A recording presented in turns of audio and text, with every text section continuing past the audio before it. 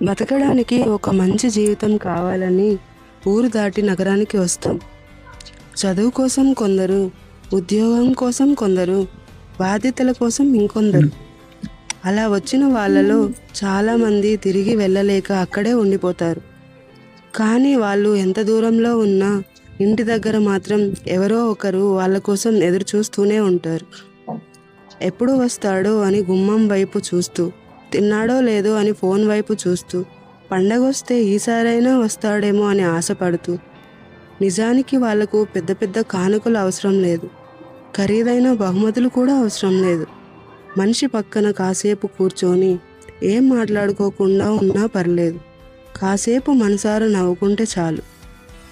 ఎందుకంటే జీవితంలో మనం సంపాదించేది డబ్బు కావచ్చు, కానీ గుర్తుండిపోయేవి మాత్రం మనతో కలిసి గడిపిన ఆ చిన్న చిన్న క్షణాలు.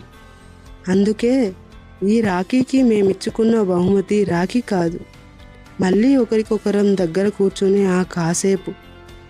ఎక్కడ ఉన్నా, ఎంత దగ్గర ఉన్నా, దూరంగా ఉన్నా, మన కోసం ఎదురు చూసే ఒక మనిషి ఉంటే అదే మన ఇల్లు. ఆ మనిషి దగ్గరికి తిరిగి వెళ్తే అదే అసలైన పండుగ. ఇదే మా రక్షాబంధన్.